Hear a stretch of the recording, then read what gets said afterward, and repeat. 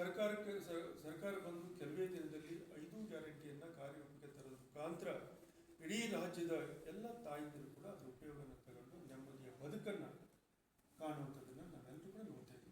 ಈಗ ಇವತ್ತು ನಮ್ಮ ಸರ್ಕಾರ ಹಿಂದಿನ ಕೊಟ್ಟಂಥ ಮಾತುಗಳನ್ನು ಮತ್ತು ಇವತ್ತು ರಾಜ್ಯದಲ್ಲಿ ಅನೇಕ ಕಾಮಗಾರಿಗೆ ಅನೇಕ ಕ್ಷೇತ್ರಗಳಿಗೆ ಎಲ್ಲ ಇಲಾಖೆಯಲ್ಲಿ ಸಮಾನತೆಯ ಹಣದ ಹಂಚಿಕೆಯನ್ನು ಮಾಡುವ ಮುಖಾಂತರ ಒಳ್ಳೆಯ ಬಜೆಟ್ ಅನ್ನೋಂಥದ್ದನ್ನು ನಾನು ಭಾಳ ಹೆಮ್ಮೆಯಿಂದ ಕೂಡ ಹೇಳಕ್ಕೆ ಬಯಸ್ತೀನಿ. ನಾನು ನಮ್ಮ ಸರ್ಕಾರಕ್ಕೆ ನಾನು ಅಭಿನಂದನೆ ಹೇಳ್ತೇನೆ. ನಮ್ಮ ಕ್ಷೇತ್ರದ ಜನತೆಯ ಪರವಾಗಿ ನಾನು ಅಭಿನಂದನೆ ಹೇಳೋದಕ್ಕೆ ಬಯಸ್ತೀನಿ. ಅದ್ರ ಜೊತೆಯಲ್ಲಿ ಇವತ್ತು 100 ಕೋಟಿ ಕೊಟ್ಟು ಮಲ್ಟಿ ಸ್ಪೆಷಾಲಿಟಿ ಹಾಸ್ಪಿಟಲ್ ಅದನ್ನು ಕೂಡ ಇವತ್ತು ಘೋಷಣೆ ಮಾಡಿರುವಂಥದ್ದು. ಅದ್ರ ಜೊತೆಯಲ್ಲಿ ನಮ್ಮ ಸಚಿವ ಸರ್ಜನ್ ಚಟ್ಟಾಗಿ ಕೂಡ ಘೋಷಣೆ ಮಾಡಿರುವಂಥದ್ದು. ಅದರಲ್ಲಿ ಮತ್ತೊಂದು 10 IT ಇದು ನಮ್ಮ ಕೌಶಲ್ಯ ಅಭಿವೃದ್ಧಿ 10 ಘೋಷಣೆ ಮಾಡಿದ್ರಲ್ಲಿ ಅದು ಸ್ಪೆಸಿಫಿಕ್ ಆಗಿ ಅದು ನಾವು ತೋರಿಸಿಲ್ಲ. ಅದು ನಂದು ಒಂದಿದೆ ಮಂತ್ರಿಗಳು ಅಂತ ಹೇಳಿದ್ರೆ ಅದನ್ನ ಬೇಡ, ಅದ್ರದ್ದು ನಾನು ಕ್ಲಿಯರಿಟಿ ತಗೊಂಡು ತಮಗೆ ಕೊಡೋದು ಮಾಡ್ತೀನಿ. ಯಾಕಂದರೆ ತಪ್ಪಾಗುತ್ತೆ. ನನ್ನ ಹೆಸರು ನನಗೆ ಕೊಟ್ಟಾಗ ನನ್ನ ಕ್ಷೇತ್ರದಲ್ಲಿ ಕೂಡ ನನಗೆ ಸಾಕಷ್ಟು ಹಣ ಬಂದಿದೆ.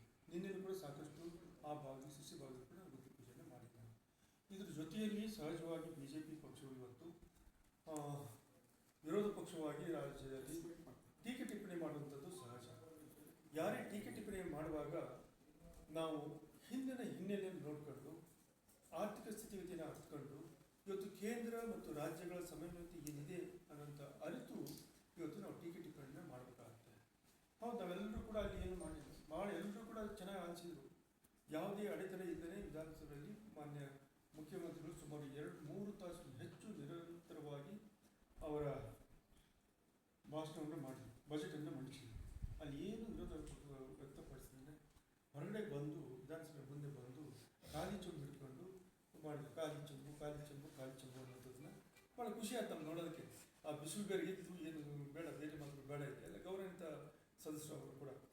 ಅಂಥ ಸಂದರ್ಭದಲ್ಲಿ ಆ ಖಾಲಿ ಚೊಂಬನ್ನು ತೋರಿಸುವಾಗ ಸ್ವಲ್ಪ ಯೋಚನೆ ಮಾಡಬೇಕಾಗಿತ್ತು. ಇಡೀ ದೇಶದಲ್ಲಿ ನಮ್ಮ ರಾಜ್ಯ 2ನೇ ಸ್ಥಾನದಲ್ಲಿದ್ದು GSTಯಲ್ಲಿ ಪ್ರತಿಯೊಬ್ಬರು ಕೂಡ ನಿಮ್ಮಿಂದಲೂ ಸೇರಿ ಗ್ರಾಮೀಣ ಭಾಗ ಅನ್ನೋಂಥದ್ದು ನಗರ ಪಟ್ಟಣ ಅಂತಂದರೆ ಎಲ್ಲರೂ ಕೂಡ ಏನು ಪರ್ಚೇಸ್ ಮಾಡ್ತಾರೋ ಪ್ರಾಮಾಣಿಕವಾಗಿ ಅದರ ಚೀಟಿಯನ್ನು ಪಡೆದು ಬಿಲ್ಲನ್ನು ಪಡೆದು GST ಕಟ್ಟಿ ದಿನಬಳಕೆ ವಸ್ತುವನ್ನು ನಾವು ಖರೀದಿಯನ್ನು ಮಾಡ್ತೀವಿ. ಅಂಥ ಹಣ ಇವತ್ತು 4 ಲಕ್ಷಕ್ಕೂ ಹೆಚ್ಚು ಕೋಟಿ ಹಣ ಇವತ್ತು ನಮ್ಮ ರಾಜ್ಯದಿಂದ ಸಂಗ್ರಹಣೆ ಆಗಿ ಇವತ್ತು ಕೇಂದ್ರ ಸರ್ಕಾರಕ್ಕೆ ಹೋಗಿರುವಂಥದ್ದು. ಇದು ಸಹಜವಾಗಿ ಎಲ್ಲರೂ ಕೂಡ ಒಡಂಬಡಿಕೆ ಮಾಡ್ಕೊಂಡಿರುವಂಥದ್ದು. ಆ GST ಮಾಡ್ತಕ್ಕಂಥ ಸಂದರ್ಭದಲ್ಲಿ ಏನು ಒಡಂಬಡಿಕೆ ಇತ್ತು, ಎಷ್ಟು ಪರ್ಸೆಂಟೇಜ್ ನಮಗೆ ಕೊಡಬೇಕು ಅಂತ ವಾದ ಅಂತಲ್ಲ, ಅದೇನು ಒಪ್ಪಂದ ಏನಿತ್ತು ಆ ಪ್ರಕಾರ ನಮಗೆ ಹಣ ಕೊಡ್ತಾ ಇದ್ದೀವಿ. ಇವತ್ತೇನೋ 12% ಏನೋ ಕೊಡ್ತಾ ಇದ್ದೀವಿ. ಇವತ್ತು 4 ಕೋಟಿಗೂ ಹೆಚ್ಚು ಕೊಟ್ಟಾಗ 40, 50, 60 ಕೋಟಿ 50 ಕೋಟಿ ಮಾತ್ರ ಬರ್ತಾ ಇದೆ. 4 ಲಕ್ಷಕ್ಕೂ ಹೆಚ್ಚು ಕೋಟಿ ಹಣ ಹೋದಾಗ ಈ ಥರ ಹಣ ಬರದೇ ಇರುವಾಗ ಹೇಗೆ ರಾಜ್ಯವನ್ನು ಅಭಿವೃದ್ಧಿ ಮಾಡೋಕ್ಕಾಗುತ್ತೆ? ಅದೇ ಇವರು ಕೈ ಚೊಂಬು ಅಂತ ಹೇಳ್ತಾರಲ್ಲ, ಇವತ್ತು ನಮ್ಮ ರಾಜ್ಯದಿಂದ ದೊಡ್ಡ ದೊಡ್ಡ ಹಂಡೆ ತುಂಬಿ ಇವತ್ತು ಕೇಂದ್ರ ಸರ್ಕಾರ GST ಮುಖಾಂತರ ಅಷ್ಟು ದೊಡ್ಡ ಮೊತ್ತ ಹಣ ಈಗ ಹೋಗಿದೆಯಲ್ಲ, ನಮ್ಮ ಪಾಲೇನು ಬರಬೇಕು, ನಮ್ಮ ರಾಜ್ಯಕ್ಕೆ ಬರ್ತಕ್ಕಂಥ ಪಾಲೇನಿದೆಯೋ ಇದು ಈ ಪಾಲು ಅನ್ನುವಂಥದ್ದು ಬರೀ ಕಾಂಗ್ರೆಸ್ ಸರ್ಕಾರದ ಪಾಲಲ್ಲ. ಇದು ಈ ರಾಜ್ಯದಲ್ಲಿರ್ತಕ್ಕಂಥ ಪ್ರತಿಯೊಬ್ಬರ ಪಾಲು, ಪ್ರತಿಯೊಬ್ಬರ ಧ್ವನಿ ಇದು, ಪ್ರತಿಯೊಬ್ಬರ ಬೆವರಿದು. ಆ ಬೆವರಿನ ಹನಿಯ ಮುಖಾಂತರ ಇವತ್ತು GST ಹಣ ರೂಪದಲ್ಲಿ ಇವತ್ತು ಅಷ್ಟು ದೊಡ್ಡ ಮಟ್ಟದಲ್ಲಿ ಹಣ ಹೋಗಿತ್ತು.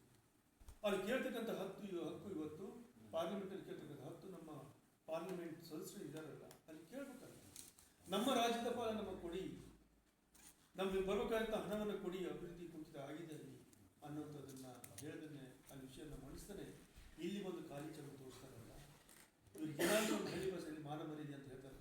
ಅದು ಇದೆಯೇ ಇವ್ರಿಗೆ? ಅದು ಇದ್ದದಿದ್ದರೆ ಅದು ಹೇಳ್ತಾ ಇಲ್ಲ. ಹೇಳಿದ್ರೆ ಇವತ್ತು ಕಾಂಗ್ರೆಸ್ ಪಾರ್ಟಿ ಭಾಳ ಲಂಚದ ಅವತಾರ ಅಂತ ಹೇಳ್ತಾರೆ. ಇವತ್ತು ಲಂಚ ಹೊಡೆದ ಯಾರು, ಸಿಗಾಕೊಂಡು ಬಿದ್ದರೆ ಯಾರು, ಆ ವಿವರಣೆ ನಾನು ಹೇಳಕ್ಕೆ ಹೋಗಿ ನಿಂದು ಬಂತು. ಆ ರೀತಿ ಇವತ್ತು ಕಾಂಗ್ರೆಸ್ ಪಾರ್ಟಿ, ಕಾಂಗ್ರೆಸ್ ಸರ್ಕಾರ, ಮಾನ್ಯ ಸಿದ್ದರಾಮಯ್ಯ ಸರ್ಕಾರ ಇವತ್ತು ಭಾಳ ಅತ್ಯುತ್ತಮವಾಗಿರ್ತಕ್ಕಂಥ ಆಡಳಿತವನ್ನು ಕೊಡುವಂಥದ್ದು. ಏನೇ ಸಣ್ಣ ಪುಟ್ಟ ನ್ಯೂನತೆ ಆಗಬೇಕು ತಕ್ಷಣ ಅಂಥ ಸಚಿವರು ಕೂಡ ಹೊರ ಹಾಕಿದ್ದಾರೆ. ಅದನ್ನು ನಾವು ಹೇಳಲೇಬೇಕಾಗುತ್ತೆ, ಅಂಥವ್ರು ದೂರ ಇಟ್ಟಿದ್ದಾರೆ.